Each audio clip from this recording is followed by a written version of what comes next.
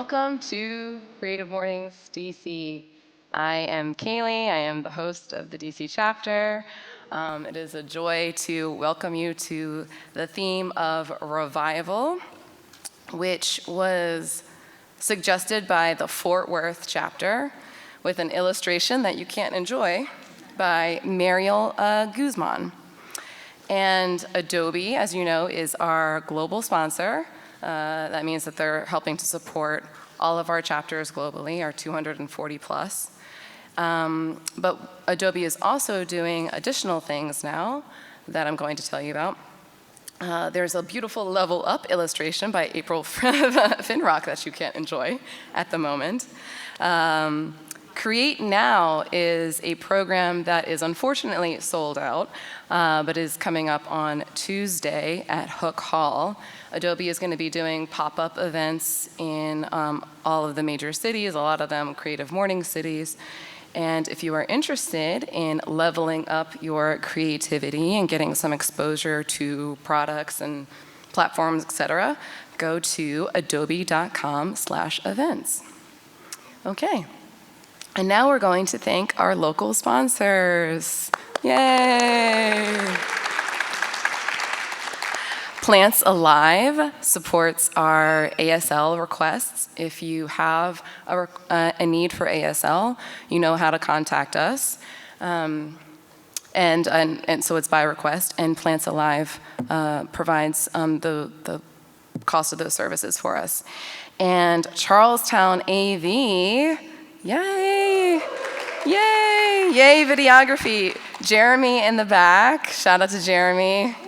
Yay! They provide our videography so that we can record and then put on the website all of our programs. If you haven't looked at our socials or any of the videos, I encourage you to look at last month's, at least the first couple of minutes of it. There's some really cool B-roll. You might find yourself and be tickled by that. So thank you, Jeremy. That was a bonus we weren't expecting, and it's so lovely.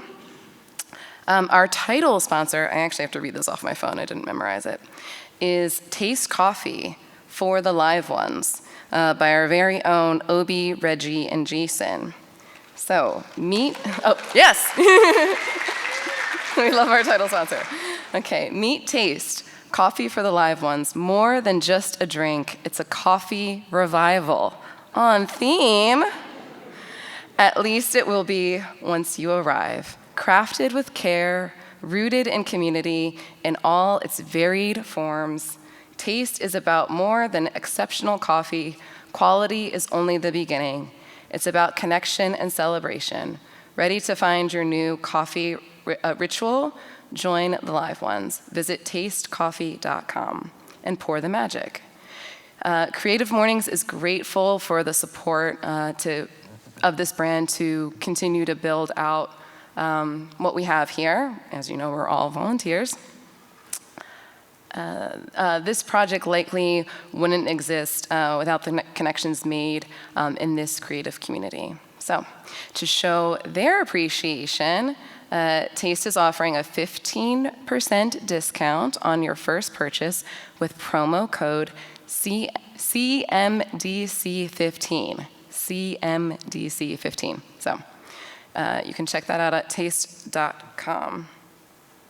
So, bring a friend, make a friend, and today we did a bonus BYOB coffee mug. Raise your hand if you BYOB'd your coffee mug. Come on, be proud. Yay! Yay. Better for the environment, which we're going to hear a lot about today. So, yay, we love that.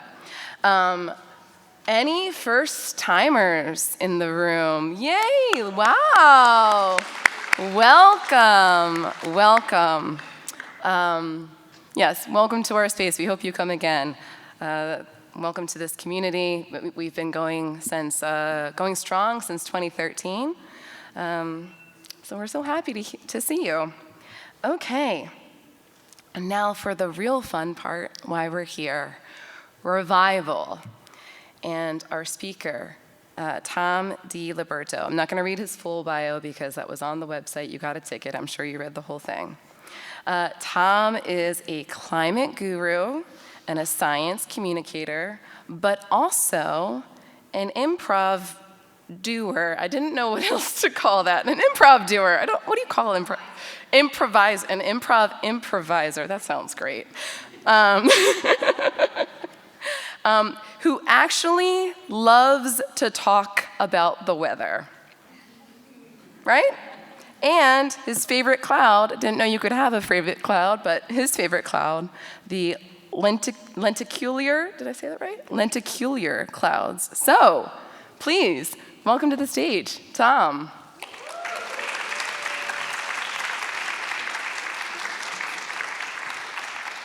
Hello, everybody. I like that image. It's pretty sick. It's not mine, but we'll keep it on the whole time. I'm going to go on a trip.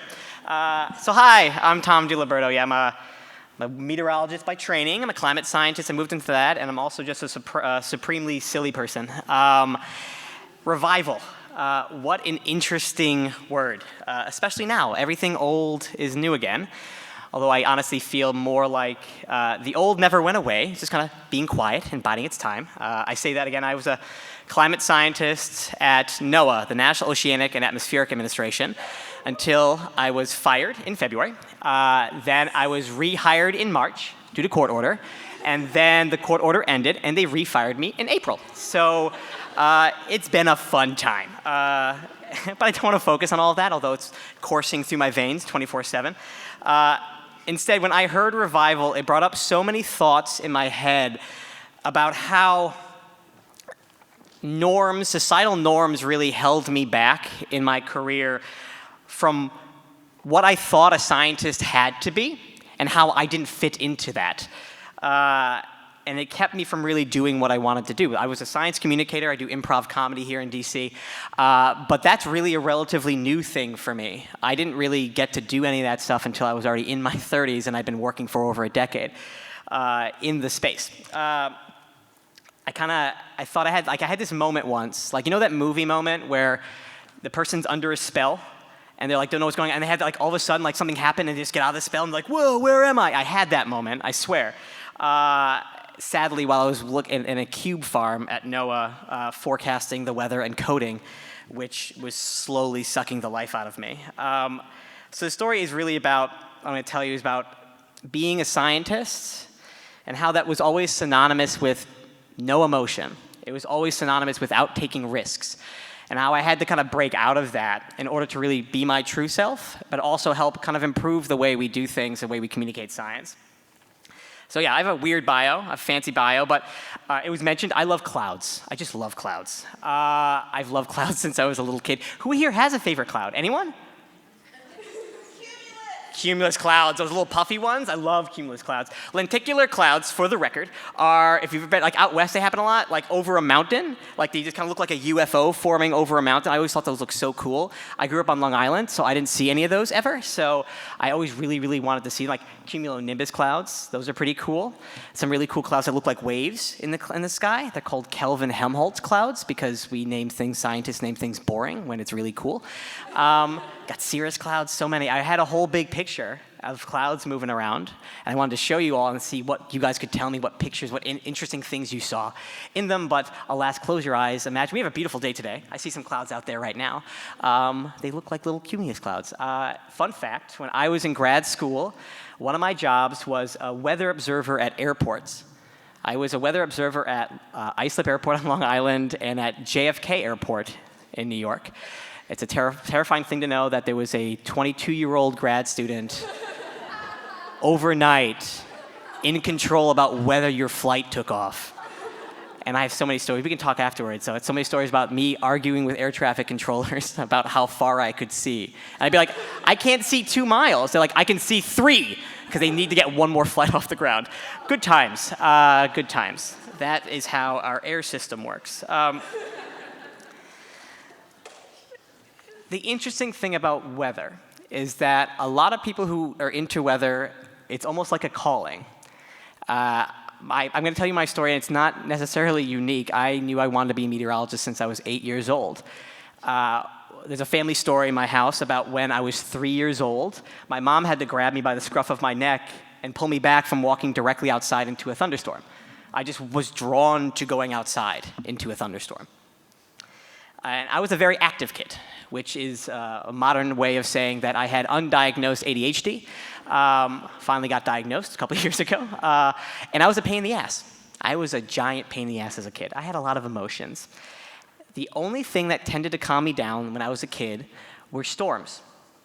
It was almost as if the weather kind of drew the chaos out of me and into the clouds, and I would just sit mesmerized looking outside at storms all day, every day. So again, by the time I was 8, they asked what you want to be when you grew up, and I said I wanted to be a meteorologist. It's funny, weather is one of those things that tends to create specific powerful memories in people. Like, I'm a meteorologist, I've been wanting to do this since a little kid, but I bet everyone here probably has a weather memory that's really like a nostalgic look, either a storm or whatever it is. We all have some sort of connection to weather. Here, anyone want to share? Do you remember a storm? I feel like you ask people and they can tell you what they were wearing the day a thunderstorm came through or 20 inches of snow fell. Anyone have a good one they want to share? Go for it. I was stranded in Louisiana this past January, the biggest snowstorm I've ever had in over 100 years. That's a good one. Anyone else? My sister and I were driving from Tucson, Arizona to Phoenix, and we were stuck in a booth. So cool and dangerous. Yeah, no one could see anything, and you had to pull over, and then we sat in this dust storm, and the car was shaking for so long, and That's crazy. Haboobs are like sometimes they take on the shape of, again, I'm gonna be nerdy, they take on the shape of like what a cold front looks like. When a cold front moves through, you can't see it, but you can see it when a haboob, because it's just basically the dust, and it looks like an upside down shovel just pushing all the way through, which is really neat. Anyone else? Yeah. I grew up in South Florida, so hurricanes were always a big thing, and just a nostalgic memory of watching like the local news and waiting to see, my brother and I would wait to see if our school was canceled. Below, and I don't remember Hurricane Andrew, but my parents do, and one of the things that they did in the Miami Zoo was they did all of the flamingos in the women's bathroom. Really great photos of just flamingos looking at themselves in the mirror. Yes, hurricanes. That's really cool. I remember also the little ticker. Now the kids now, they don't know what they're missing. Like, remember just watching the local news, seeing if your school was finally pop up, so you missed school that day. Anyone else? All the way in the back. I have 2 stories around snow. I'm being stuck my freshman year at George Mason during one of our snow apocalypses in 2010. I didn't have school for a week, and we trekked to the Giant, and then I met one of my best friends in 2015. We had another snow apocalypse storm, maybe 2016 in DC, and this is when you could do sledding by the Capitol. So doing that and watching movies all day. And I had met this friend and a mutual friend, and we're still, the 4 of us are also really good friends. I remember that 2016 storm because my wife had just given birth to our first son, and I got to put him in the adorable bear little outfit, and I made a little snow throne for him, and I put him in the snow throne, and he just stood there like this, confused so seriously about what was going on. It's like, why is this solid thing so cold? Anyone else? Yeah. Snowpocalypse 2011 in Chicago was so bad that people abandoned their cars on Lakeshore Drive. We had no electricity for 3 days. Luckily, I had southern facing sun in my brick condo, so everything was all great and wonderful. And I grew up with family from down south, so I knew to put my food on the back porch to make sure on my balcony. Everybody else was like, my food's going bad. It was so scary. Lakeshore Drive was just abandoned cars because people couldn't move, couldn't get in. It happened here less than a decade ago where it's this storm wasn't really well forecast. Let's not talk about that for a second. But it just dropped 6 inches of snow immediately, and people got stuck all over the place. And I remember in Virginia on 95, they just cars for miles stuck. I shouldn't laugh about that, but it's what I love about weather. It's a science. It's the laws of physics. That's the reason why things happen. But it's a core part of who we are as a people. You can connect with anybody through the weather. Like, you don't even have to speak the same language, but you can still talk about the weather. That's why the joke is, right, you can always just talk about the weather on a first date. It's like, it's ubiquitous. Like, you can literally connect with anyone and anything when you discuss it. I should also know, again, as I mentioned, I'm a profoundly silly person. I like making people laugh. I like, more importantly, making myself laugh, to the detriment of all of my teachers growing up. I had a really good photo of me. For some reason, there's about like a dozen photos of me as a kid. Like, you couldn't take a normal photo of me. I had to be acting out. I had to be supremely silly. I was doing odd things, and then I found a box at my parents' house of just photos and photos of me from the ages of like 8 to 12 of just doing the stupidest things in the world. And I was like, oh, that's why we didn't have a good Christmas card photo for most of my childhood. You know, in 5th grade, we did a class play. I distinctly remember this because I got to live out my dream, which is being a ridiculous person on stage for a bunch of people. It's really what I loved doing. I loved weather. I loved clouds. I loved being a ridiculous human being. But somewhere along the line, the science aspect of my life became serious. And I had this constant struggle combining the love of science and the weather and climate, and then who I really was, which was someone who just wanted to act out and be silly all the time. It didn't start in elementary school. Elementary school was still really cool, right? We had all those really cool experiments. Like, we had tadpoles. We like hatched butterflies. We like poured things from a graduated cylinder in another graduated cylinder, and things bubbled. You're like, whoa, science. We spent days talking about rainbows. Like, that was a really fun time.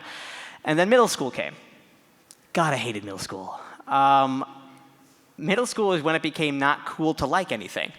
You couldn't like science. You couldn't like doing anything. I wasn't the science teachers. The science teachers were actually really great. I was in the ecology club. And in the ecology club, I was like, oh, bald eagle habitats are so cool. And in the hallways, I'd be like, birds, gross. Because it wasn't cool to do that. I should also note at the time, this was a lot of self-preservation. I was the smallest kid in a class of 600. I think whoever it is gave me the genetics to be quick and have good hand-eye coordination, because it's hard to make fun of the small kid if he's better than you at sports, because in middle school that actually mattered. In real life, it doesn't. And then by high school, science started becoming serious. You got warnings before you did things in lab. You had things like, oh, this can catch on fire, this is flammable. Or if this thing gets in your eyes, go to that thing over there that shoots water into your face. Or, oh, if you get like really doused, go to that strap that you can pull and live out your flash dance dreams, right? Like that became really, really serious. You had to be very, very serious about what it is you wanted to do. And you know, it got to the point when I was writing my letter, I was asking my science teacher to write a letter of recommendation for me to go to college, and he told me, wait, you're interested in weather? What? Why didn't you tell me? And I literally had no answer. I didn't tell him because I felt like science became too serious for me, but I was committed. I was pot committed to being a meteorologist because this is what I wanted to be for the rest of my life. And I was like, I guess I didn't tell him because I just had this feeling I wasn't going to make it. So I particularly applied to a school that had a lot of majors. So if I had to leave, would have lots of choices, as opposed to like 5 choices by going to a smaller school. But you know, the funny thing is, college was a lot of fun. You know, I know you're thinking like, Tom, TV meteorologists are silly. You could just do that. I'll get into that in a second. But college was, you know, college was a lot of fun because I got to be around the same people all the time, who were also just as much nerds as I was. I got to be silly with them. It almost seemed like summer camp when you knew the summer was going to come to an end and you had to go back home and not be a silly person with your friends again. And that was basically college and then the real world. I did try TV meteorology. It was a college TV station, the neighboring college, and we were the weather people from my college. And I just didn't like that form of silliness. It felt too contrived. It wasn't me. Also, I think it's probably shaded with the sense that in order for me to change my weather slides, I had a garage door opener that I would click, and it would make a noise in the studio, and they were supposed to change my slides, but they're college kids, so they never did. So I would just be standing there in front of one slide for 5 minutes, having the worst banter in the world. My friends had a drinking game that they would do for all the times that we messed up, which is fun to come back to. But it also, at the end of college, I was like, all right, it's time for me to, quote, be an adult. I went to grad school. I did research on serious things, storm surge in New York City. This was before Hurricane Sandy made landfall, like a year before. And I was like, all right, it's time for me to grow up, put on my big boy pants. I'm going to be an adult, serious scientist. And I was. I worked at NOAA. I was forecasting the weather for places around the world, helping food security issues in places like Africa and Haiti and Central America, really, really important work. And I'd come home every day, and I hated it. I hated what I was doing. I had to be this person who was not who I was, and I just had to basically do something that, I couldn't physically actually do what I wanted. And like my wife saw, like just the joy was draining out of me. It's funny how society and norms of science, like it takes the fun out of things. Like science is about the investigation of the world's beauty in a lot of ways. Like our world is remarkably beautiful and ridiculous. Science is all about emotions. But for a long time, and for even now, scientists are supposed to be unemotional people investigating things that are by their very nature emotional and create reactions in people. And I always struggled with this when I'd be trying to do something that like, we should connect, this is amazing, and I was told that's not scientific. You can't say this is amazing, right? We have to be very serious about what we're talking about. So I had a really good photo here too. Just imagine it. I remember one night just resigning myself to this. I was watching Law & Order SVU because the sexual tension was too high in that show. And I just remember being like, all right, this is it. This is what I'm going to do. So I went from that, and has a really good photo of me wearing a whale T-shirt on a video of me. It was a really very loud video that I got to create at NOAA. So how the heck did I go from sad Tom, the lowest place I was, to someone who was actually doing what I wanted to do at NOAA? And it involves American Idol. Mainly a rip-off version that was held. It was a contest that was held 1 year at a science conference. It's called America's Next Scientist Idol. It was like a 3-minute talk, and my wife saw it, and she's like, "You're applying for it." And I was like, "No," and it's like, "You're applying for it." And then I was like, "Fine." And I did it, and I wrote this really silly 3-minute talk about why you shouldn't be mad at your weatherman or weather person, because predicting the future is hard. And I'm sorry they can't predict the future good enough for you. And I won.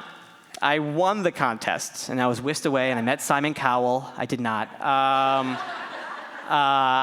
But I did do an interview on NPR in LA, which is very cool, and I really enjoyed it, which is weird for a scientist to like doing interviews. It just felt natural, and it felt like me. And I realized when I got back to NOAA that even though as a scientist you're supposed to ask really good questions, that's like how you get good answers, is you ask good questions, I was really bad at asking questions of myself. The only question I asked of me was why. Like, why do this? I'd be like, oh, maybe I should add this little funny thing at the end of my talk to be like, why? No one's gonna like that. Or like, what? Or maybe we should do more webinars and trainings and like talk to people about what we're doing, and we can connect with them at a human level, and be like, why? No one's gonna like that. That's not what we do at NOAA. Why was killing me. There's always some answer not to do something. So after I finally proved to myself that apparently what was obvious to lots of other people, because I told them, like, they're like, oh yeah, it makes sense that you won. I stopped asking myself why, and I started asking others why not. Like, why not let me wear a ridiculous Hawaiian shirt of whales and write and star in this weird video at NOAA talking about how warm last year was?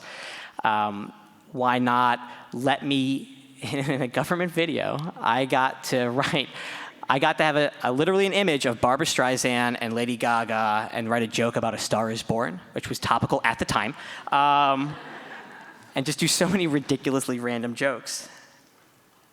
That video got me nominated for a regional Emmy as a host at NOAA. It was the first time anyone at NOAA had ever been nominated for a regional Emmy. And I got it by just doing the most ridiculous things, like everything that we were taught not to do. That's too serious. This isn't serious enough for a government agency. They let me do it, and I didn't win. It's fine. I'm not upset. It's an honor to be nominated. But after that, I got more people at NOAA asking, why not? Why not let Tom do some ridiculous things? You know, for years, teachers came to NOAA looking for better materials to share with their students. Like if you close your eyes right now and imagined just a science video about the oceans right now, I bet you're all having like the exact same image, right? It's like a wave crashing on a beach or against a wall, a seagull's flying somewhere, there's a gull somewhere, there's maybe a whale breaching, and then like there's a video of like the camera underwater going through a school of fish. You all, like this has been what's done in every science video about the ocean since like 1637, like BCE, like the Egyptians started this. And I was like, why are we doing this? Why not let me make a cartoon? Like, why not let me, Tom Liberto, write a ridiculous cartoon about the ocean's weather and climate that covers all of those things, that lets me be ridiculous in a way that kids might actually like it, that they might actually remember it. And I did. They let me, a supremely silly human being, write a 5-part series called Teak and Tom Explore Planet Earth. I'm not Teak, I'm the Tom. Teak's an alien who comes to planet Earth and has to like learn about the planet. And they go to NOAA, obviously. And I'm a cartoon character. And we cover like everything you can imagine about the difference between weather and climate, why the oceans are important, cool technology, weather extremes, and climate change, which is something I'm really, really passionate about, which is why I moved from weather into climate, why I moved into climate communications, is because it's such an important problem and it's such a heavy topic that it's overwhelmingly creates a sense of dread in people if you talk about it in a way that just constantly, like I can tell you all the bad things are gonna happen, it's gonna shut us all down emotionally. But it's a little bit easier sometimes if I throw in a dumb joke in the middle of it. Intelligent joke, sorry, a very intelligent joke into the middle of it. And at one point, you know, there was even, they let me keep in a scene of me throwing up as a cartoon character in a spaceship in a government video. And I had to fight for that so hard. The hardest thing I had to fight for that entire series was this 1 3-second bit of me going from a real-life version of Tom into a cartoon character of Tom and getting transferred up into space and then me throwing up. And I was like, listen, this is true to nature. This is true to the character. You know, I get motion sick really easy. If Tom became a cartoon character in space, he would throw up. And we won. We won that fight. And it got kept in. And then when we showed it to teachers, we showed it to students, it was their favorite part of the entire series, was cartoon Tom throwing up. Also, I love the fact that I have a cartoon character of me that never ages. It's great. And it was funny, when that conversation happened, I got the exact same conversations that I've been having in my head for my entire life. This is a serious topic, Tom. Why are you being silly? Why are you putting this in there? This is not what we do, right? The first draft, I wrote so many jokes that went into it, and the conversation I always had was like, this is not serious enough for a government agency for a really serious topic to do.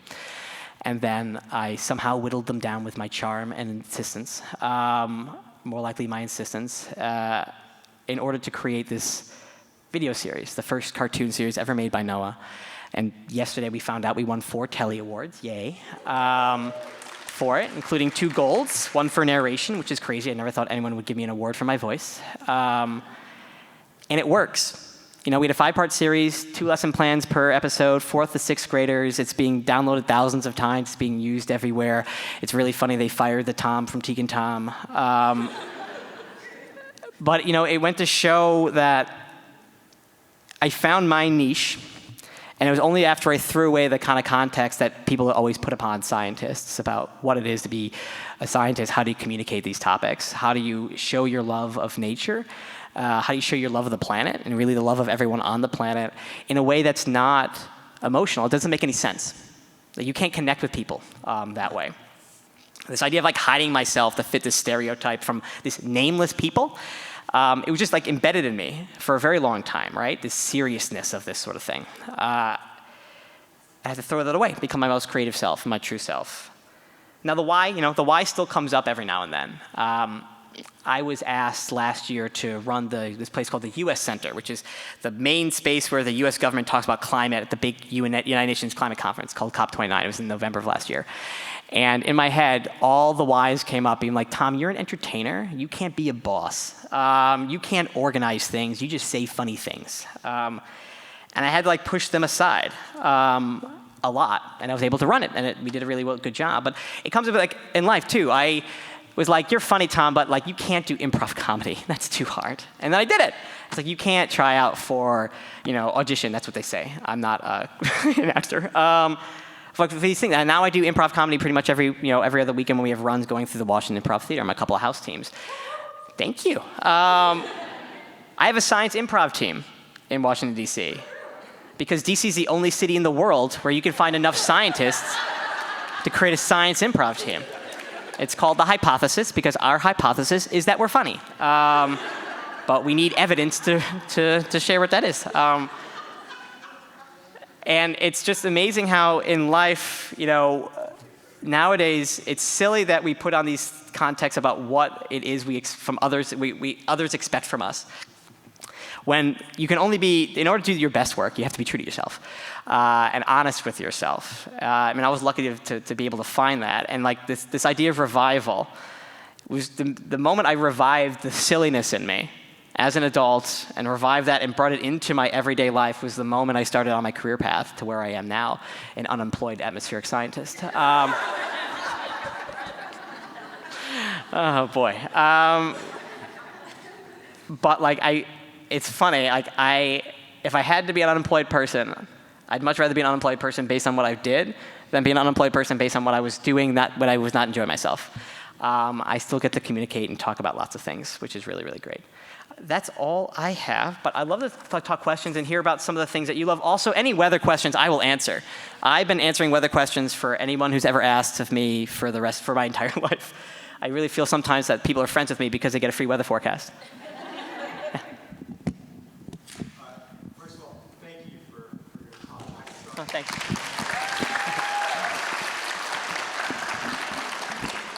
I'm really excited that you are our speaker because I think it's really hard sometimes to. Thank you so much, Kaylee. I was really excited to read your bio and to see that you were a speaker because I think a lot of the times it's really difficult to understand how to apply creativity to incredibly difficult problems. And you are a really great example of that. I don't know if there is a bigger problem than climate change to solve, right? Because it involves the entire Earth and every being alive on this planet.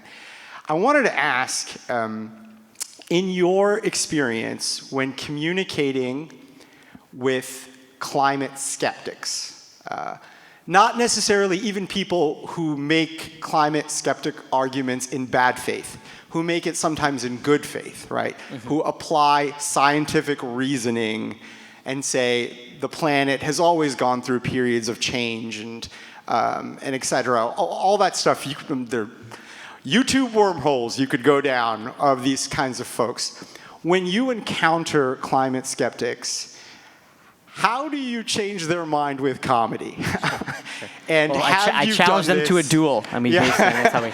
I'm curious, I guess maybe I'll rephrase that. How do you creatively engage climate skeptics in a way that doesn't, maybe it doesn't alienate them, it gives them a chance to be heard, but also pushes back in a way that maybe a creative way to engage climate skeptics? Sure. So one of my roles at NOAA after I found myself, I became the climate scientist for climate.gov. And I wrote a ton of articles at climate.gov on anything you can imagine. I managed the NOAA climate social media handles, which reach like over 500,000 people. It's just me. Also a crazy thing. I think NASA's like a team of 6 that does their social media for climate, and it was just me at NOAA. I also give lots of public talks on climate, public talks. And part of my job was I had to respond to the comment section of a government climate website on Facebook. So I've been called everything. One person threatened to swat me. He's like, "Who is this guy?" He didn't go to the About Me section, thank God, but like he threatened to swat me. So when I'm talking to someone who is skeptical or whatever it may be, one thing is I set goals where like my goal is I'm not gonna try. My goal is not to convince you, because in the end they have to convince themselves. Like I can't do that for them. And a lot of the skepticism is not based necessarily on the science. It's like a cultural thing where like I'm a fan of the Red Sox, you're a fan of the Yankees. I hate all the players on the Yankees until they become a Red Sox and now they're your favorite player, right? It's very similar to that sort of cultural thing. It's now you have to say this because it's part of your cultural group because they don't believe it. So how do you break that down? Good question. We're trying to figure that out. My goal when I'm talking to someone who's skeptical is to, one, make them smile or laugh at least once about whatever it is. I keep my comedy broad. But also, I want them to leave with the idea that I'm somebody they could imagine inviting to a background party, like a backyard party, or get a drink with, or a friend of theirs. Do I remind them of a cousin that they love, or a friend of theirs? I want them to see me as human. And that usually kind of, people come at me hot, which is ironic because climate change. But like they come at, like they want to yell at me. And luckily, my wife calls me a human Wikipedia, and I tend to know a little bit about like lots of different things. Like, if you want to talk trashy TV, I'll talk trashy TV with you. You want to talk college football? I'll talk college football with you. You want to talk about pop, like whatever it is? Yeah, I'll talk to you about Chapel Roan. It's fine. I'll talk to you about like literally anything, and I can make that connection with them. They see me as a person, and then it softens it enough where I might be able to leave with them being like, oh, interesting, or teach them a new thing. And in the end, like, it's hard to hate someone you think's a friend of yours. And that's mainly what I try to do. But sometimes on social media, when they can't see my face, when I'm responding to comments on Facebook, I'm not doing it for them. I'm doing it for everybody else watching and reading it. The kind of the background effect. And I always give everyone on social media the benefit of the doubt once. So I answer every question, it's relentlessly civil. I'm relentlessly civil on social media. And nothing pisses off people who are trying to get you to fight if you're relentlessly civil. If they can ask the most leading question, trying to call me all these things, I'd be like, oh, great question, let's talk about that. And they hate it. They want to like they punch a wall. But they get it once. And then after that, I will note the way I usually kind of deal with it is I note the myth they're talking about, the climate myth, for the audience to know what the issue is. I then debunk it, and then I give an area to go for more research or more thoughts for it, the things to read. I like to think that I have taught a legion of 20 to 30-somethings ways to argue with their uncle at Thanksgiving about all these things. But again, it's really hard. It's not for everybody. Like, you have to have, it's not fun getting yelled at all the time. And I think that's one reason why you don't see more scientists talking about it. A lot of scientists, they're nerds who want to study like this one thing. They want to go home and think about that thing. They want to go to work the next day and do more thinking about that thing.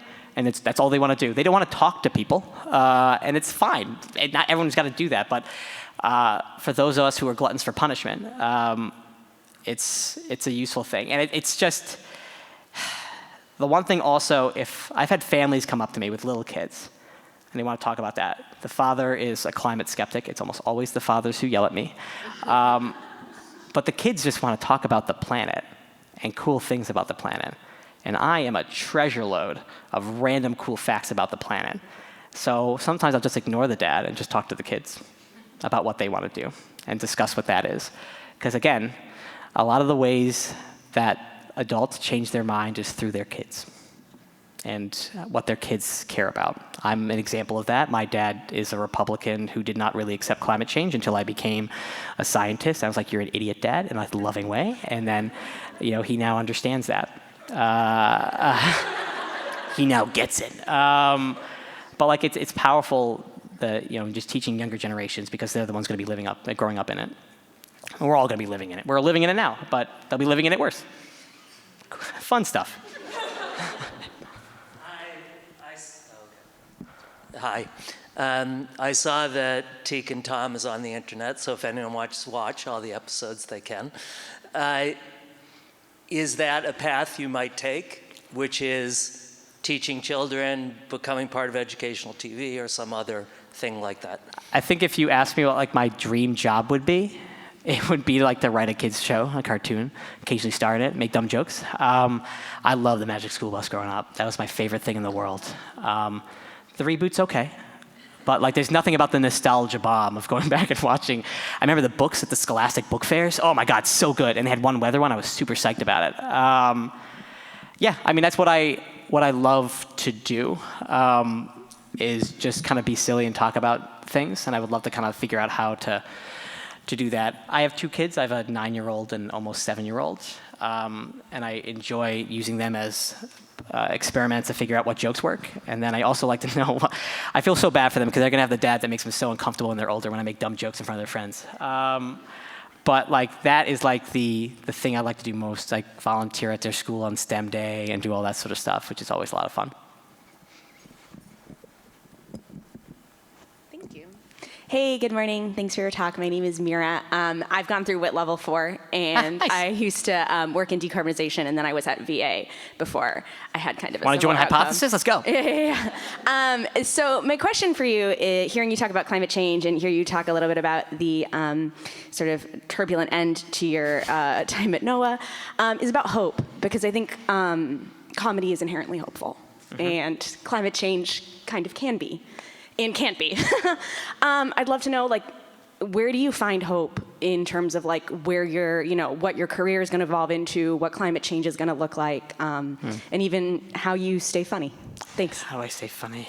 It's a disease. I grew up in a very loud family of Italians on Long Island, where the only way you could be heard is by yelling. So I apologize, but also it was just like quips all day. I'm the youngest of 3 boys too, which is probably another reason for it. Yeah, hope. It's funny, like I'm a stubborn person where like I'm very kind of in a sense of like anti-authority where like you can't tell me what to do. Like we're gonna do this. Like you can't tell me no, which isn't exactly hope, but it also fuels me because I also am somebody who does what I do because it's all about like I wanna make others safe and I wanna make them laugh. It's kind of those 2 combinations of things. What gives me hope? The more I research climate solutions, the more you look at the things that we know can solve climate change, the more you realize that we don't need to create new technology.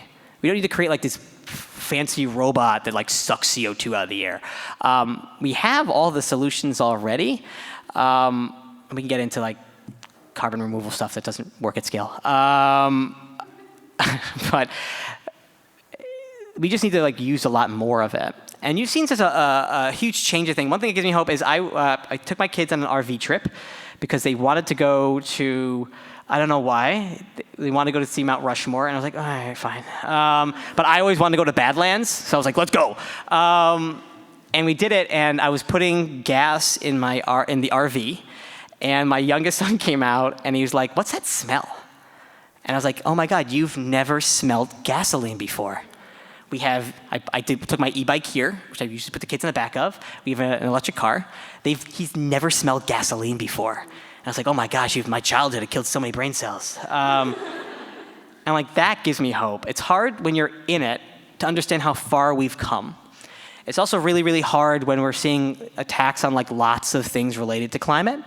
And the one, while the US is doing what the US is doing, the world's not. And when I was at COP29, this happened 2 weeks after the election. I landed on the day after Election Day, which also was my birthday, fun times. The one thing I remember, so I've been to lots of these big climate conferences. I was at COP21 in Paris. I was at COP22 in Morocco, which the election of 2016 happened the second day of. So we were the major government US representatives like the day after that election.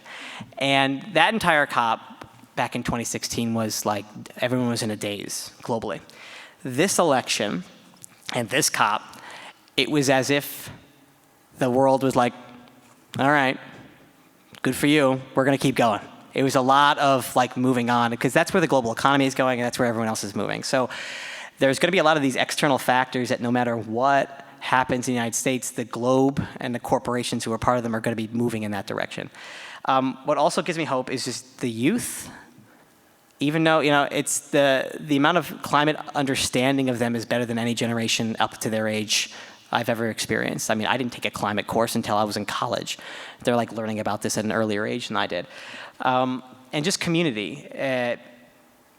The hardest thing about going through tough times, and we're going to go through tough times with climate change no matter what we do, is going at it alone. And there's now such a global connection and group with that to be able to go through it with other people. But it's hard to keep hope. It's super hard to keep hope. My defense mechanism when I feel uncomfortable is to make a joke. And I feel like that's sometimes how I feel about climate change. When you're feeling really, really down, when we have these extremes and you see cuttings of solar panel credits and all this other stuff, it's really, really hard. But in the end, it's like they win if you give up. So I don't like losing. And in college and really in grad school, I decided like climate was going to be what my career was going to be about. And I always joke to climate skeptics, like, listen, put me out of a job. I'd be totally happy. Put me out of a job, my climate change job, put me out of a job. Solve climate change, make me unemployed. That's fine. We can do it again. But like, it's really, really hard. It's hard to do, to keep hope all the time. I wish I had a better answer. Sorry.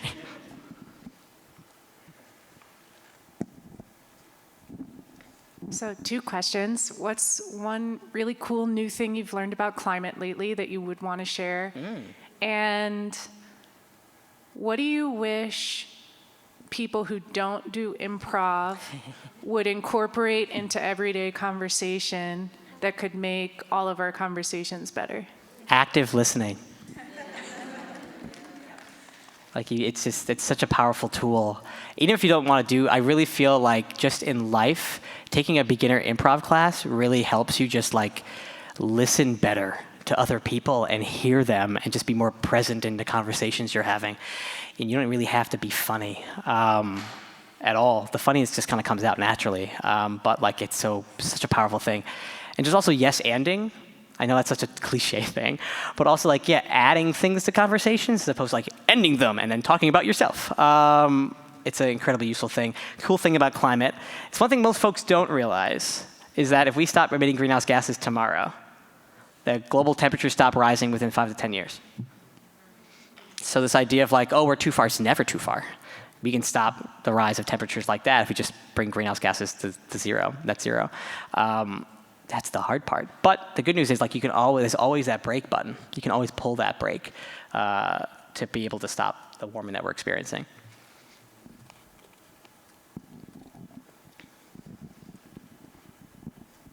Hi, I'm Mary. I work in I work in science communications. Cool.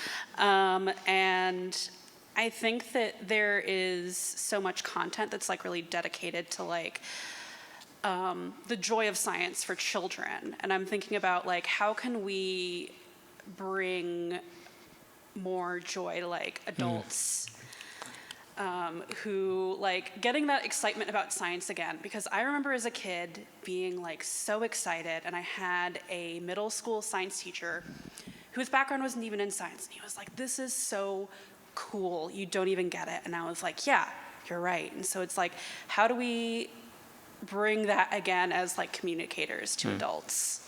I see that as therapy. I say that as a joke, but not as a joke. Right, it's hard. Adults we're ingrained to like push that, like we can't like things like that anymore. It's almost like coded as child, and we can't like things that a kid would like. And but the funny thing is, when you see an adult like those things, like, man, I wish I was that person. I wish I could be like that. It's silly, but it's almost like been so ingrained into us to not like it that even when we see someone doing well, like, oh, we wish we could do that, but like you do that with something. Some cool things, it happens sometimes in DC, like the telescopes. And I've seen this outside where like you just have like a telescope outside, and you just like have it and just let people walking by look at it. and like, oh, that's the moon? And it's so ridiculous. Like you see adults become childlike again, like full of this wonder of the planet. And I wish there was more opportunities to bring science to the public more, like every day. I always thought like maybe I could just go on a street corner. It's supposed to be a street like a soapbox prophet, but like soapbox scientist, and just like talk about science to people every day, because it's gone. You know, once you get out of even high school, you don't necessarily have to take a science course in college. And if you do, it's like an intro course, and like that's it. Like it's just gone out of people's everyday lives.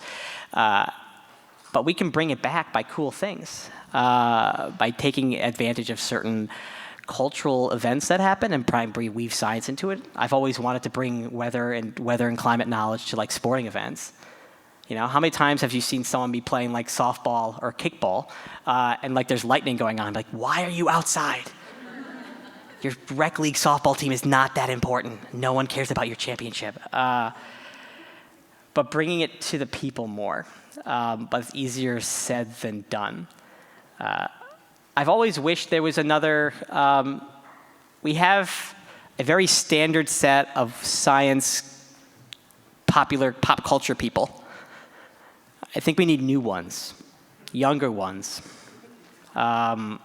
They're all getting kind of old, and not Bill Nye, Neil deGrasse Tyson, like that, right? But there's, who's next, right? Who's that other generation? And we have to keep continually populating with like a bunch of different people. Let's make it look differently, right? And then you'll start seeing, you know, this. Hopefully, if we break it down now, not only the future adults will be more okay with sharing their love of whatever science that they like.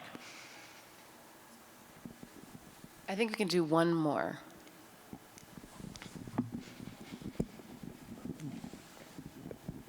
So I work in the technology sector and AI, and the like every time you Google something, it costs a water bottle. Kind of rhetoric is really big, but I think that underlying that is something that's really important and we don't talk about enough, which is that like I can buy all the electric cars and e-bikes, but at the end of the day, this is a societal level problem that requires societal level solutions. And so I'm wondering what thoughts you have for us, whether or not they spark wonder or they just spark wondering why our representatives aren't doing more, about how we can hold organizations like businesses, local governments, and other folks accountable that control the infrastructure that use that affect climate change. You know, turning lights off in office buildings, or changing your fleet to an electric fleet, and those kinds of things. Right. It's a societal problem. It's a global problem. It's one of my big, not complaints. I think it's good to learn about recycling, for instance, but like recycling can't be the only thing you teach kids. Also, recycling can sometimes not be as good at recycling as you think it is, because most of the stuff you probably put into recycling can't be recycled. It just ends up in the landfill anyway. One thing, I always get asked, like, what you can do, right? What can an individual person do to help solve a societal problem? And when push comes to shove is just talk about it. And by talking about it, like talk about it with friends or family, but also like write letters to the editor, show up at public comments if they exist, organize communities. You can even start small with your local community to figure out new ways of kind of adopting certain things, join with other sorts of organizations, because in the end, right, the only thing, what's going to shift things, honestly at this point, is more likely than not corporations, unfortunately, like leading. Because they have to be the ones who do it, because they are in so much control of a lot of the sectors that are emitting the most greenhouse gases. Transportation, you have infrastructure, the production of goods. If you can move them into a more sustainable supply chain and all these things, you can start seeing impacts. We've already seen impacts, right? Target has decreased their sales numbers because of the boycott that's been happening.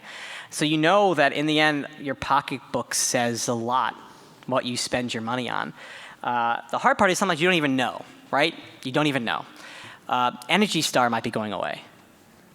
So when you buy an appliance, you may not know what the energy savings, right? So it's about making it known why this matters to you, but not just you, arranging it to have lots and lots of people and joining like larger groups and being able to join these bigger efforts.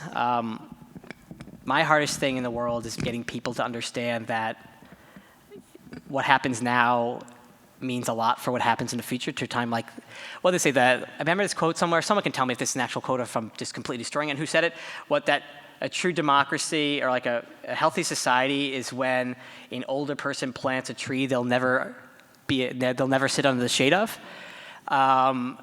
And like that is the problem I feel like we have today, where it's very much focused on the here and now and not about like what's going to happen to future generations. But I do feel like the pocketbook and angle is probably the easiest thing that all of us can do to show that we care about it. And don't underestimate the power of a local letter to the editor in a local paper, if they still exist. It's for politicians. I've been busy since I got fired. I'm the busiest unemployed person you'll meet. When something bad has happened at NOAA, there's a big difference between it being written about in CNN and then, let's say, the main paper out of Oklahoma. CNN wouldn't work, it's national, but the moment it was written in a local paper, all of a sudden the politicians started caring about it because it was going to their constituency. So the thing with DC is that we're probably all not from DC. I'm sure some of us are from DC. But where we come from, you can still write letters to the editor to local papers there. And I think it's a really, really powerful way of holding truth to power, or holding power to truth, whatever that saying might be, and being able to get your voice heard. And it's something we don't take I don't write nearly enough letters to the editor. I should be writing more letters to the editor. But holding people's feet to the fire, I think, is important to justify their actions that they're doing. Thank you.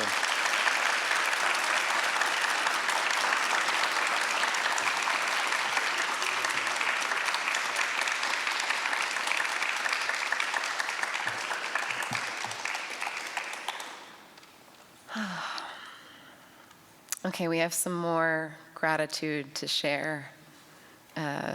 Missing the slides threw me off a little bit. Thank you to the Kennedy Center for hosting us once again.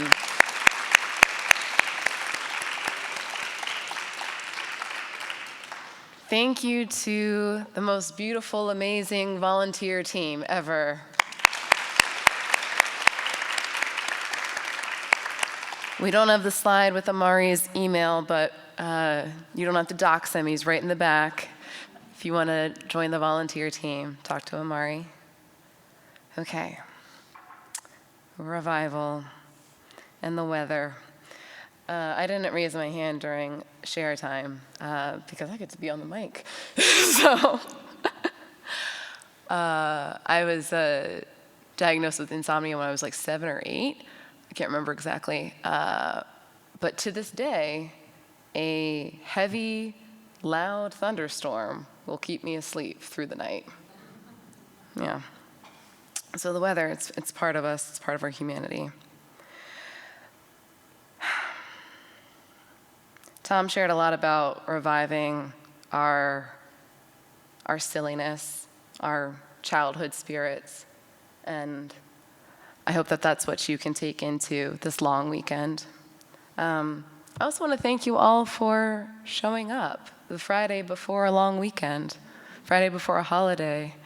And the weather, maybe because of Tom, gave us a break today after a gloomy, rainy week. So when you leave today, I hope you look up at the sky and look at the clouds, find animals and shapes in them, have a favorite cloud, and continue to think about what maybe you have lost or set aside in all of the adulting we're expected to do, all of the many expectations we're meant to have, and think about what needs to be revived to get back to joy.